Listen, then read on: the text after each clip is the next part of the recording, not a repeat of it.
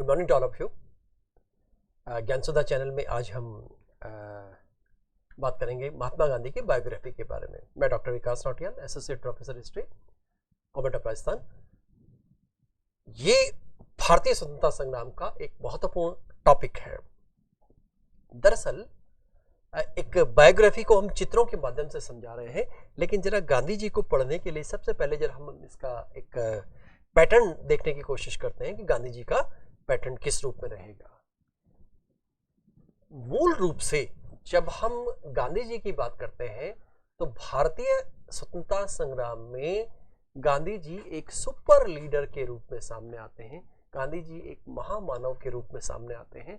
इसलिए गांधी जी का जो अध्ययन है, गांधी जी का अध्ययन है, उस अध्ययन को करने के लिए भी हमें बातों को समझना होगा। गांधी जी, इनकी हिस्टोग्राफी क्या कहती है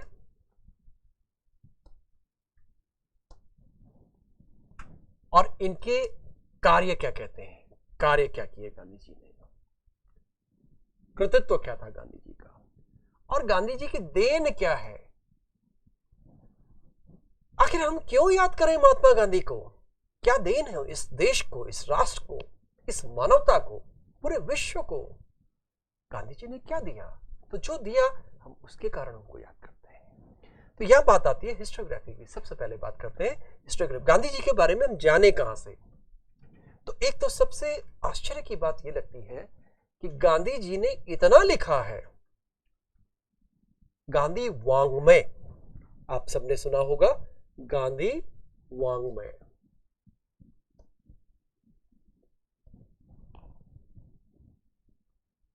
गांधी जी का संपूर्ण दस्तावेज, ये बहुत जगहों पर आजकल आपको लाइब्रेरी में सुरक्षित मिलेगा, जिसके ढेरों वॉल्यूम्स हैं। गांधी जी की स्वयं की आत्मकथा, ऑटोबायोग्राफी, आप सबने नाम सुना है, my experiment with my truths, सत्य के साथ मेरे प्रयोग। और ये आश्चर्य की बात है कि दुनिया की तमाम ऑटोबायोग्राफीज में, ऑटोग्राफी हिटलर ने भी लिखी, मी कैम्प, गांधी जी की ऑटोबायोग्राफी दुनिया की श्रेष्ठतम ऑटोबायोग्राफी में मानी जाती है, क्योंकि गांधी जी ने उसमें अपनी अंतरंग बातों को भी सामने रखा है। तीसरी बात ये आती है गांधी जी पर, एक तो हम प्राइमरी सोर्सेस की बात करते हैं, न्यूज़पेपर्स क्या कहते थे, इंडियन पेपर्स या न्यूज़पेपर्स क्या कहते हैं, अन्य दस्तावेज क्या कहते हैं। ये गांधी जी के वो स्रोत हैं जो कि हम देखते हैं, जैसे कि इनके लेटर्स हैं, चिट्ठी पत्रियां जो उन्होंने दी हैं, ब्रिटिश ऑफिसर्स को दी हैं, अपने क्लीग्स को दी हैं, जूनियर क्लीग्स, सीनियर क्लीग्स को दी हैं, वो सारे गांधी जी के बारे में हमें बताते हैं। अब कार्यों पर जाने से पहले, इसके बाद अलावा एक बात और करेंगे, सेकेंडरी सोर्सेस। सेकेंडरी सोर्सेस क्या है गांधी जी को जानने के। सेकेंडरी सोर्सेस हम आज के लोग जिन्होंने गांधी जी के बारे में लिखा, जब हम लेटेस्ट बात करते हैं, इंडिया आफ्टर गांधी, रामचंद्र गुहा ने बड़ी फेमस किताब लिखी है, और जो अभी सबसे ज्यादा चलन में है किताब इतिहास की और आज के करंट इश्यूज को लेकर के। तो ये पार्ट वो है जिसके माध्यम से हम गांधी जी को जानते हैं और जानने का प्रयास करते हैं। यहां पर जब कार्यों की बात आती है तो सबसे पहले गांधी जी की बात आती है कि तकनीक क्या थी गांधी जी की, कौन सा स्टाइल था गांधी जी का जिसके माध्यम से उन्होंने इतना बड़ा स्वतंत्रता आंदोलन चलाया। बहुत से उन्होंने जन आंदोलन चलाए, अखिल भारतीय जन आंदोलन चलाए। तो उसमें जरा हम ध्यान से देखें कि क्या क्या टेक्निक थी। सत्य, अहिंसा, सत्याग्रह,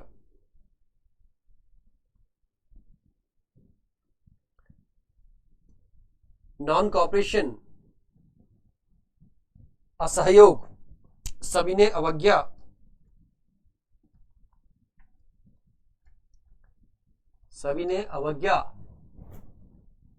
हिजरा, हड़ताल, भूख हड़ताल, धरना, ये सब गांधी की उनकी टेक्निक थी गांधी जी की। और इन टेक्निक्स के माध्यम से गांधी जी ने एक बात और विशेष रूप से आती है गांधी जी की राजनीतिक जीवन शैली जो थी वो अपने आप में विशिष्ट थी। जैसे for example, Gandhi ji third class में रेलवे के थर्ड क्लास के डिब्बे में यात्रा करते थे, क्योंकि उस काल का उस लेवल का कोई नेता उसमें यात्रा नहीं करता था, गांधी जी करते थे। उनका कहना था मैं आम आदमी की तरह यात्रा करूं। दूसरी बात, गांधी जी ने जनता को आकर्षित करने के लिए जो शैली अपनाई उसमें एक बात और आती है, ये कोई नेता नहीं कर पाया। देखिए, ये अपने आप में बहुत बड़ा बलिदान है। उन्होंने बोला कि जब तक भारत का हर व्यक्ति कपड़ा नहीं पहन लेता तब तक मैं कपड़े नहीं पहनूंगा, और वो लंगोटी धारण करके रहे। नेकेड फकीर चर्चिल बोला करता था। चर्चिल ब्रिटिश प्राइम मिनिस्टर और दुनिया का टॉप लेवल का लीडर, आखिर उस नंगे फकीर में ऐसी क्या ताकत थी? वो ताकत उनकी तकनीकों से आती है। एक उन्होंने तुलसी की जो रामायण थी, रामचरितमानस थी, उस रामचरितमानस की चौपाएं उन्हें कंठस्थ याद थी और उनका प्रयोग वो राजनीतिक जीवन में करते थे। तो ये आधार थे जिनके माध्यम से गांधी जी का धीरे धीरे ट्रांसफॉर्मेशन होता है। एक आम, वो एक बैरिस्टर थे, और बैरिस्टर तो सैकड़ों हजारों लाखों लोग हुए, लेकिन कैसे उनका रूपांतरण एक अखिल भारतीय नेता के रूप में सामने आता है और कैसे वो एक विश्व स्तर के नेता के रूप में डेवलप होते हैं, तो ये बिंदु हमारे उसके अंतर्गत आते हैं। कार्य कार्य निसंदेह एक बात को कहकर के हम नहीं कह सकते केवल यही बात कि उन्होंने भारत के स्वतंत्रता संग्राम में उनका एक मेन लीडरशिप रही। उसके साथ में ये भी है कि उन्होंने जो पीस स्टडीज दी, वो पीस स्टडीज अंतरराष्ट्रीय स्तर पर आज भी मान्य है। अब आश्चर्य की बात यह है कि जो वर्ल्ड के यूनाइटेड नेशन के जो पीस कीपिंग यूनिवर्सिटी और इंस्टीट्यूशंस हैं, वहां पीस स्टडीज के लिए गांधी का फिलॉसफी ही पढ़ाई जाती है। तो ये एक अपने आप में हमारे लिए एक बड़ा गौरव का प्रश्न है, गौरव का बिंदु है। देन इसकी चर्चा बाद में करेंगे। और इसमें एक बात आती है कि यहां पर जो तीनों आंदोलन हैं, चाहे वो नॉन कॉपरेशन मूवमेंट हो, चाहे वो सिविल डिसोबीडियंस मूवमेंट हो, यानी भारत छोड़ो असहयोग आंदोलन, जब हम सविनय अवज्ञा के आंदोलन की बात करते हैं, क्विट इंडिया मूवमेंट की बात करते हैं, इन सब आंदोलनों में गांधी जी के पास प्रत्यक्ष अप्रत्यक्ष रूप से लीडरशिप रही। तो ये लीडरशिप, इस तरह की लीडरशिप, जब हम यूपीएससी के क्वेश्चंस की बात करते हैं तो कई तरह के क्वेश्चंस आते हैं यूपीएससी में, जहां पर गांधी जी का क्रिटिसिज्म भी आता है। जैसे एक क्वेश्चन एक बार आया था कि गांधी जी ने अपनी तकनीकों का प्रयोग करते हुए जन आंदोलनों को हड़प लिया। ये एक्चुअली एक मार्क्सिस्ट आइडियोलॉजी है। मार्क्सिस्ट आइडियोलॉजी ये कहती है कि गांधी जी अपने आप में एक बोर्जुआ क्लास के नेता थे। क्यों थे? उसका वो तर्क देते हैं, क्योंकि गांधी जी आम आदमी नहीं थे, वो एक बैरिस्टर थे। उस जमाने में जो विदेशों से पढ़कर आया हो, वो एक आम आदमी नहीं हो सकता, एक बात। दूसरी बात वो कहते हैं कि गांधी जी लगातार किसी भी मूवमेंट में, जब हम अहमदाबाद का लेबर मूवमेंट देखते हैं या असहयोग आंदोलन देखते हैं या फिर हम सीडीएम देखते हैं, सिविल डिसोबीडियंस मूवमेंट देखते हैं, तो वहां पर उनका जमींदारों के साथ, उद्योगपतियों के साथ जो संपर्क रहा, जो साराभाई के साथ संपर्क रहा, जो जमनालाल बजाज के साथ संपर्क रहा, इसके कारण उनको कह दिया गया कि ये तो इन उद्योगपतियों पूंजीपतियों के साथ रहते हैं। इसलिए उनके लिए तो कई जगह बहुत अपमानजनक शब्द भी कह दिए गए मार्क्सिस्ट के द्वारा। लेकिन ये इस बात को लेकर हम मानना होगा कि उन्होंने, मार्क्सिस्ट ने भी इस बात को स्वीकार किया कि गांधी जी का भारतीय स्वतंत्रता संग्राम में एक इतना महत्वपूर्ण रोल है कि he was headquarter of this movement.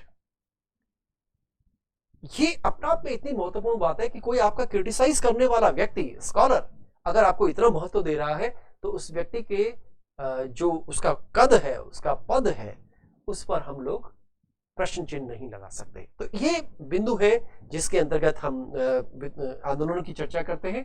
ये 1920 से 22 के बीच में है, ये 1930 से 34 के बीच में है, ये 1942 से 43 लगभग,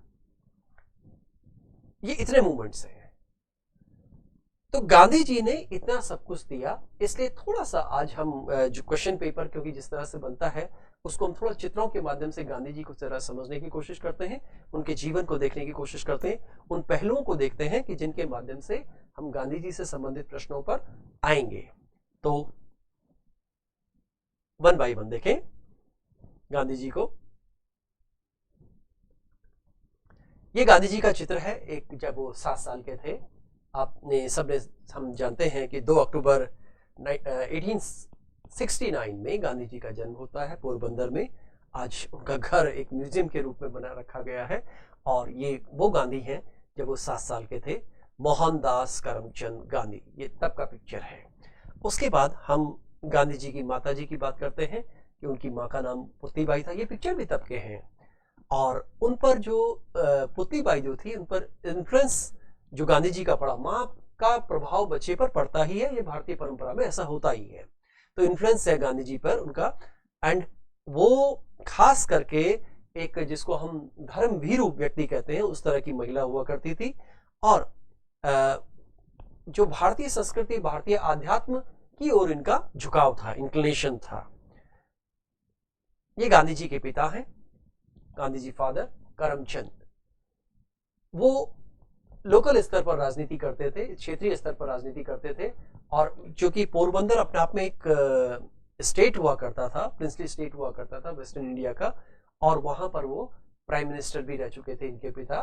तो यानी वो वहां की जो स्टेट की पॉलिटिक्स थी, उस पॉलिटिक्स में वो इन्वॉल्व थे। और क्योंकि मोहनदास करमचंद गांधी नाम है, तो करमचंद उनके पिता हैं। 1883 की बात है, जब वो टीनेजर हैं। उस समय गांधी जी का पिक्चर तब का है ये। और वो क्या कर रहे हैं, एक क्रिकेट खेलने वाले, टेनिस खेलने वाले जैसे बच्चे होते हैं, उस तरह का उनका एक पिक्चर ये सामने आता है। ये 1886 का पिक्चर है। वो अपने ब्रदर के साथ है।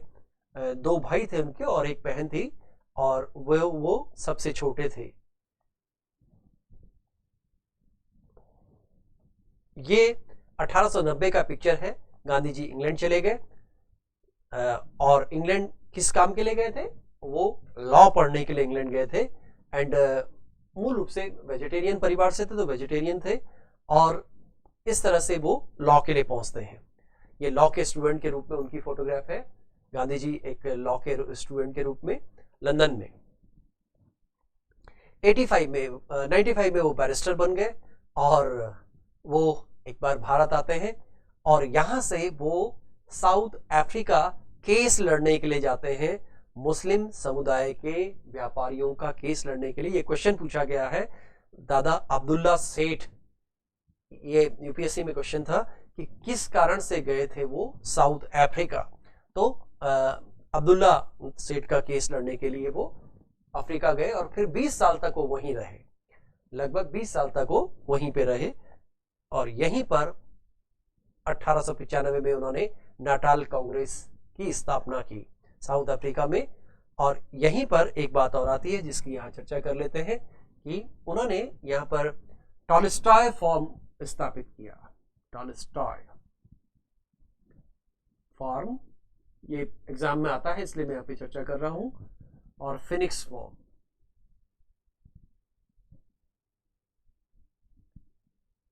फिनिक्स फॉर्म और टॉलस्टॉय फॉर्म, ये 2 क्वेश्चन खूब पूछे जाते हैं। तो नटाल इंडियन कांग्रेस उन्होंने बनाई। अब इसके बाद हम चर्चा करते हैं उनके 1899, वो राजनीतिक जीवन में भी सक्रिय रहे।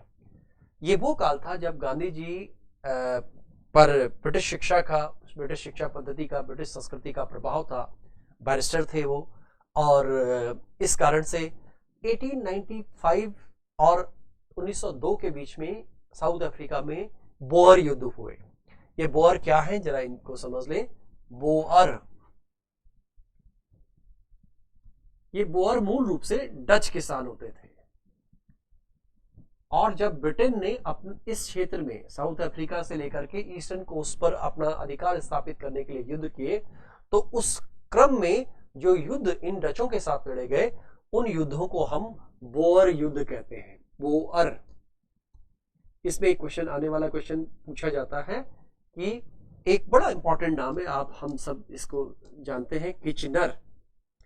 लॉर्ड किचनर एक वो व्यक्ति था जो इस बोअर वॉर का हीरो था। बाद में इसको भारत ट्रांसफर किया गया और भारत में इसको कमांडर इन चीफ बनाया गया था। इन्हीं के नाम पे किचनर टेस्ट हुआ था और आर्मी का एक तरह से रीएस्टैब्लिशमेंट करने का काम इन्होंने किया था। तो बोअर युद्ध के समय में गांधी जी सक्रिय थे और ब्रिटिश पक्ष में ये थे। देन इसके उपरांत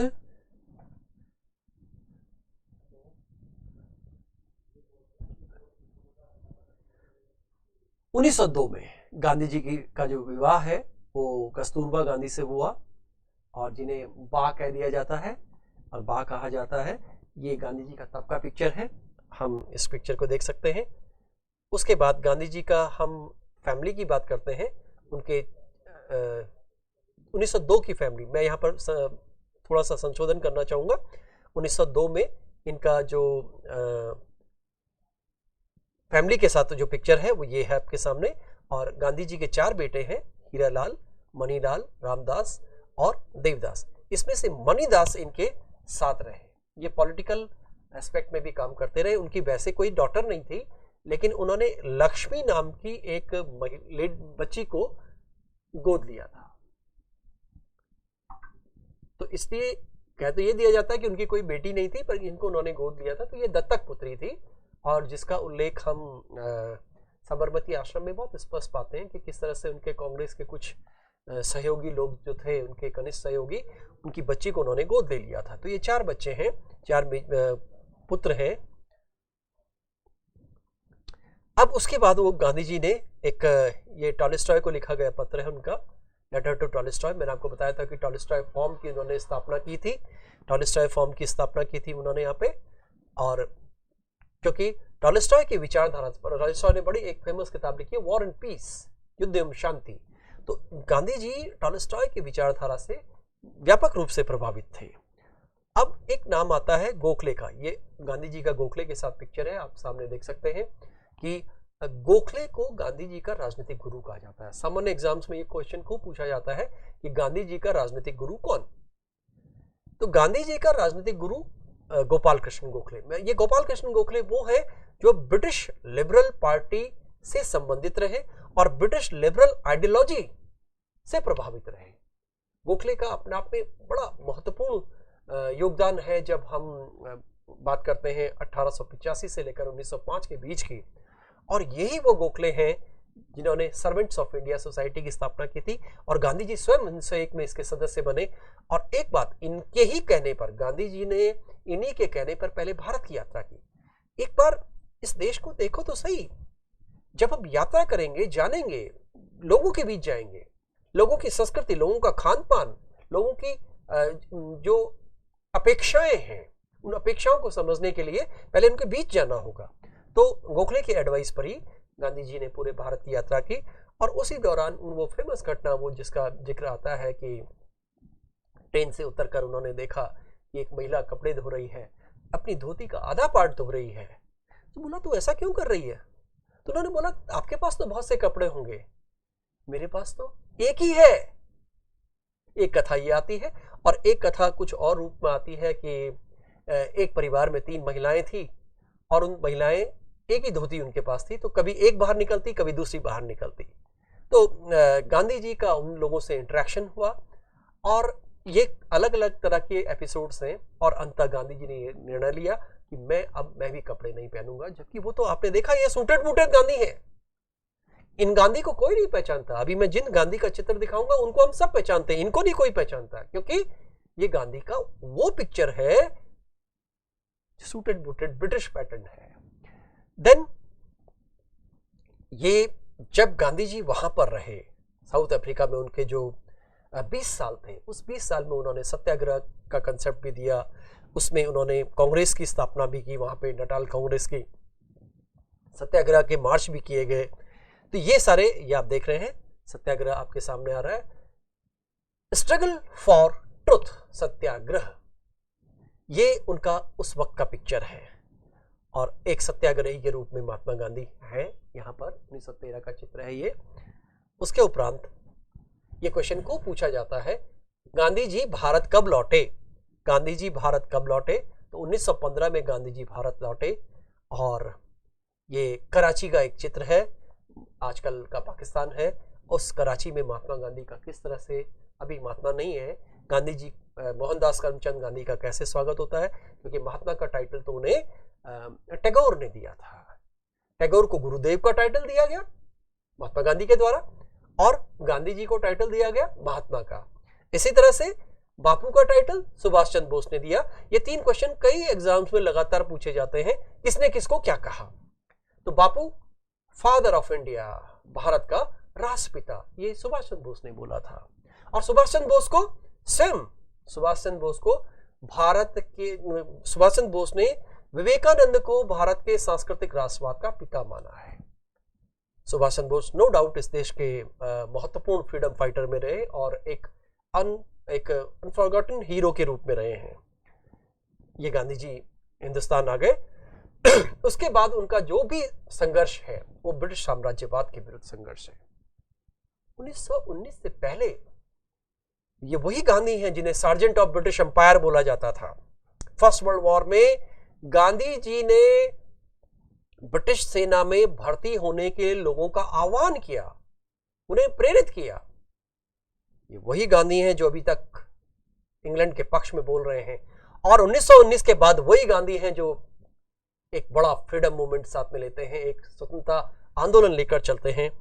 और ये वो गांधी हैं जिनको आप और हम सब पहचानते हैं।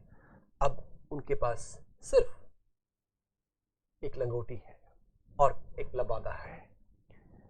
ये 1930 का सॉल्ट मार्च है जिसमें गांधी जी अपने 78+1, ये क्वेश्चन भी कई बार पूछा गया है, कितने सत्याग्रही थे गांधी जी के साथ।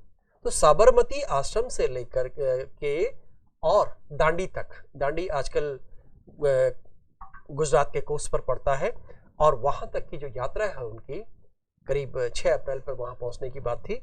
और 78 इनके साथ सत्याग्रही थे, गांधी जी को मिलाकर 79 है। तो ये एक बहुत ही महत्वपूर्ण, पहली बार आधुनिक काल के इतिहास में गांधी जी ने, एक व्यक्ति ने लोकतांत्रिक तरीके से ब्रिटिश कानून को तोड़ा। सरकार के कानून तोड़ने का मतलब आपको जेल भेजा जाएगा, आप पे दंडात्मक कार्रवाई होगी। लेकिन यहां जब आप जनता के साथ मिलकर ऐसा कर रहे हैं और सत्याग्रह के तरीके से कर रहे हैं, अहिंसा के माध्यम से कर रहे हैं, शांति के माध्यम से कर रहे हैं, इस एक यहां पर एक घटना जुड़ी हुई है जिसको हम धरसना सॉल्ट फैक्ट्री कहते हैं। ये बात मार्च की है और वो बात मई की है। धरसना सॉल्ट फैक्ट्री, ये 2-3 बार यूपीएससी में आया हुआ क्वेश्चन है। वहां पर जब गांधी जी गिरफ्तार हो जाते हैं तो महिलाओं का सत्याग्रह की एक टोली आती है और पुलिस उन पर लाठीचार्ज करती है, पुरुषों पर करती है, महिलाओं पर करती है। और इस घटना की रिपोर्टिंग वेब मिलर नाम के यूएस कॉरेस्पॉन्डेंट ने भेजी। विलियम शिलर और वेब मिलर 2 पत्रकार थे। इन 2 लोगों ने उस बात लिखा है कि हमें पहली बार पता लगा कि अहिंसा में इतनी ताकत हो सकती है। इन 2 लोगों ने गांधी जी को 1930 में एक अंतरराष्ट्रीय चरित्र, अंतरराष्ट्रीय व्यक्तित्व बना दिया। तो ये सॉल्ट मार्च, दांडी मार्च इतना महत्वपूर्ण है। ये देखिए, एक मुट्ठी नमक लेकर के, बड़े आश्चर्य की बात है, नमक एक बहुत सामान्य चीज है। जब इन्होंने नमक की बात की तो उस समय जो भारत का गवर्नर जनरल था, वो गवर्नर जनरल लॉर्ड इरविन का नाम आता है। लॉर्ड इरविन ने जब सुना कि गांधी नमक के पीछे भाग रहा है तो उन्होंने एक व्यंग्यात्मक बात की जिसको सामान्य भाषा में ऐसे कह दिया कि बुढ़ा पागल हो गया, नमक के लिए भाग रहा है। लेकिन वही इरविन है, जब गांधी इरविन पैक्ट के अंतर्गत टेबल के सामने आते हैं तो इरविन एक्सेप्ट करता है इस बात को कि आपने जिस रणनीति का प्रयोग किया है वो अपने आप में यूनिक रणनीति है, क्योंकि नमक के साथ हिंदुस्तान का हर आदमी जुड़ा हुआ था। आपके हमारे हर आदमी के खाने में नमक है। आप सोचिए, आज हमारे खाने में अगर नमक हटा दिया जाए तो हम सबका जीवन कितना प्रभावित हो जाएगा। एक मुट्ठी नमक, कानून तोड़ दिया है, गिरफ्तार होंगे पक्की बात है, लेकिन अब सब जगह नमक टूटने की घटनाएं होंगी क्योंकि गांधी जी ने किया है और कोई हिंसा नहीं है। अहिंसा के रूप में, सत्य के रूप में, शांति के रूप में, मार्च के रूप में। लोकप्रियता भारी बढ़ी और गांधी जी पहुंच गए राउंड टेबल कॉन्फ्रेंस, गोल मेज सम्मेलन, इंग्लैंड। 1930 की बात है। उस समय गोल मेज सम्मेलन हुआ, लेकिन गांधी जी नहीं थे। तो वहां के न्यूज़पेपर्स ने लिखा कि हम यहां इन लोगों को बिठाकर कर क्या रहे हैं? वो हिंदुस्तान में तो इतना बड़ा आंदोलन चल रहा है और एक व्यक्ति के नेतृत्व में चल रहा है, गांधी जी के नेतृत्व में। तो वो व्यक्ति अगर यहां नहीं है तो क्या मतलब है इस राउंड टेबल कॉन्फ्रेंस का? तो 1931 गांधी एडमिन पैक्ट हुआ, जिसमें गांधी जी ने एक्सेप्ट किया कि ठीक है, मैं गोलमेज सम्मेलन में भाग लूंगा। उन्होंने भाग लिया। और ये आप देख सकते हैं, पहले वाला चित्र जो था वो गोलमेज सम्मेलन में जाने का है।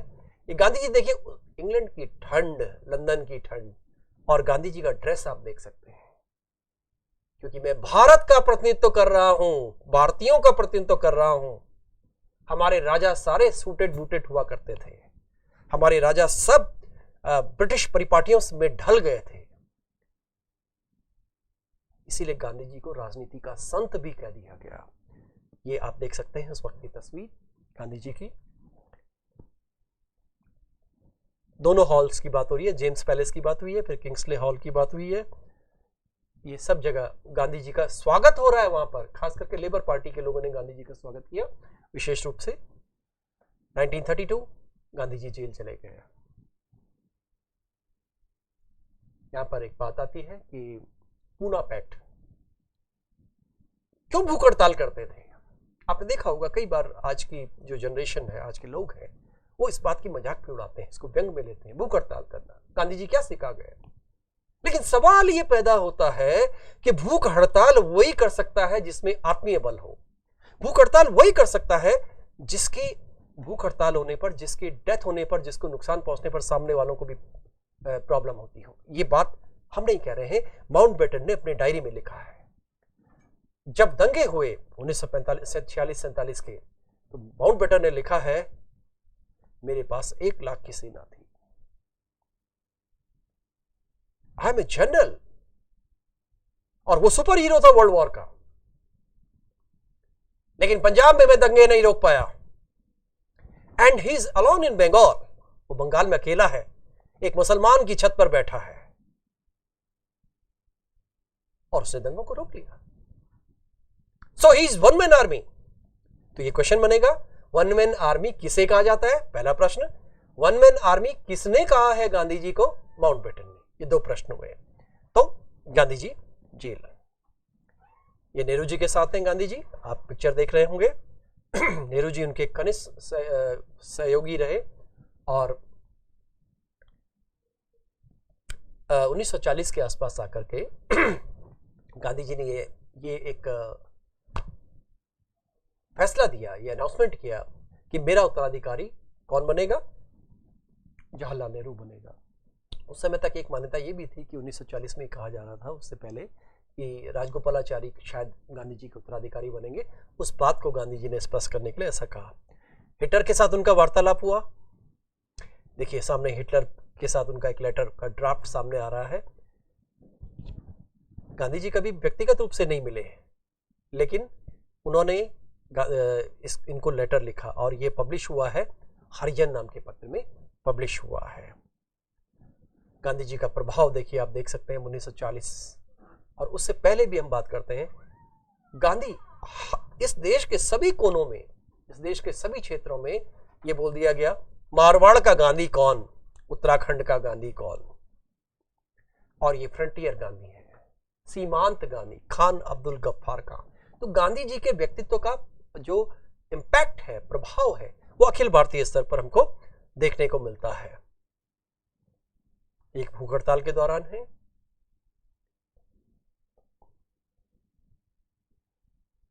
ये गांधी जी का चरखा,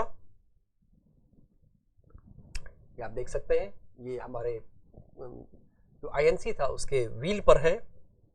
जिन्ना के साथ ये फोटोग्राफ है, गांधी जिन्ना वार्ता, टॉक्स बोलते हैं उसको, गांधी जिन्ना, जो सितंबर 1944 में गांधी और जिन्ना के बीच में वार्ता हुई, इस देश की राजनीतिक समस्या का निपटारा कैसे किया जाए, ये कॉमनल जो इश्यूज हैं इनको रिजॉल्व कैसे किया जाए, तो गांधी जिन्ना वार्ता है, ये 1944 का है।